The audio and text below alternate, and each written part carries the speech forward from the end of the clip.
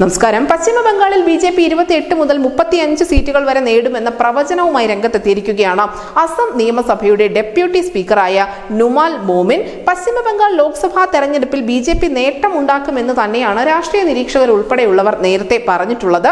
തുടക്കം മുതൽ തന്നെയുള്ള സർവേകളും ഇതിന്റെ ചില ഫലസൂചനകൾ നൽകിയിരുന്നു. എന്തായാലും 42 ലോക്സഭാ സീറ്റുകളുള്ള പശ്ചിമ ബംഗാളിൽ തൃണമൂൽ കോൺഗ്രസ് ഒറ്റയ്ക്ക് മത്സര രംഗത്ത് നിൽക്കുന്നത് പോലും ഈ INDA എന്ന പ്രതിപക്ഷ മുന്നണിയെ തുടക്കം മുതൽ കാര്യമായി ബാധിച്ചിട്ടുണ്ട്. അവർക്കൊരു വലിയ വെല്ലുവിളി തന്നെയാണ് മമതാ ബാനർജി സംസ്ഥാനത്ത് ഉയർത്തിക്കൊണ്ടിരിക്കുന്നത്. ഈ പശ്ചിമ ബംഗാളിൽ മമതാ ബാനർജിയുടെ ദുർഭരണം ബി.ജെ.പിക്ക് 28 സീറ്റുകൾ നേടാനുള്ള വഴിയൊരുക്കും. പശ്ചിമ ബംഗാളിൽ 35 സീറ്റുകളിലേക്ക് എങ്കിലും ബി.ജെ.പി ഉയരാനുള്ള സാധ്യതയുണ്ട് എന്നാണ് മോമിൻ പറയുന്നത്. അതിനോടൊപ്പം തന്നെ അദ്ദേഹം മറ്റൊരു രാഷ്ട്രീയ നിരീക്ഷണം കൂടി നടത്തിയിട്ടുണ്ട്. ഈ തെരഞ്ഞെടുപ്പിന് ശേഷം തൃണമൂൽ കോൺഗ്രസിന്റെ ഏറ്റവും പ്രധാനപ്പെട്ട നേതാക്കൾ പാർട്ടി വിടും എന്നത്. ബംഗാളിൽ ബി.ജെ.പിയുടെ പ്ലാൻ ബിയും ഇതുതന്നെയാണ് എന്ന് പറയേണ്ടി വരും. കാരണം തെരഞ്ഞെടുപ്പിന് ശേഷം തൃണമൂൽ കോൺഗ്രസിൽ നിന്ന് വിജയിച്ചു വരുന്ന MP-മാരെ മറുകണ്ഠം ചാടിച്ച് സംസ്ഥാനത്ത് നേട്ടമുണ്ടാക്കാനുള്ള എല്ലാ നീക്കങ്ങളും ബി.ജെ.പി അണിയറയിൽ വളരെ സജീവമായി തന്നെ കൊണ്ടുപോകുന്നുണ്ട്.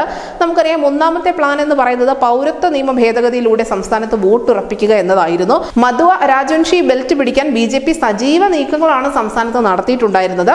സംസ്ഥാനത്തിന്റെ രാഷ്ട്രീയ ഭൂപ്രകൃതിയിൽ പ്രധാനപ്പെട്ട പങ്ക് വഹിക്കുന്ന രണ്ട് വിഭാഗങ്ങളാണ് ഈ മധുവകളും രാജവൻഷികളും. ബംഗ്ലാദേശിൽ നിന്നും ഇന്ത്യയുടെ വിഭജന കാലത്തും തുടർന്നും ഇന്ത്യയിലേക്ക് എത്തിയ ഹിന്ദു അഭയാർത്ഥി സമൂഹമാണ് ഈ മധുവ സമുദായം എന്ന് പറയുന്നത്. ഇതിൽ ബി.ജെ.പി വിജയിച്ചിട്ടുണ്ട് എന്ന് തന്നെ നേരത്തെ രാഷ്ട്രീയ നിരീക്ഷകർ ഉൾപ്പെടെയുള്ളവർ വിലയിരുത്തിയിട്ടുണ്ടായിരുന്നു. അങ്ങനെ ഈ പൗരത്വ നിയമ ഭേദഗതിയിലൂടെ ഒരു വിഭാഗത്തിന്റെ വോട്ട് ഉറപ്പിക്കുക, അതിനോടൊപ്പം പരമ്പരാഗത വോട്ടുകൾ ചേർത്ത് നിർത്തുക, അതിലൂടെ വിജയം നേടുക എന്ന ഒന്നാമത്തെ പ്ലാനും അതിനോടൊപ്പം തന്നെ തൃണമൂൽ കോൺഗ്രസിൽ നിന്നുള്ള പ്രധാനപ്പെട്ട നേതാക്കളെ അല്ലെങ്കിൽ വിജയിക്കാൻ പോകുന്ന MP-മാരെയൊക്കെ വിജയ സാധ്യതയുള്ളവരെയൊക്കെ ഇപ്പോൾ തന്നെ ബി.ജെ.പി മറുകണ്ഠം ചാടിക്കാനുള്ള നീക്കങ്ങൾ തുടങ്ങിയിട്ടുണ്ട് എന്നാണ് വിലയിരുത്തപ്പെടുന്നത്. നമുക്കറിയാം, പശ്ചിമ ബംഗാളിൽ ഇതൊരു പുതിയ കാര്യമേ അല്ല.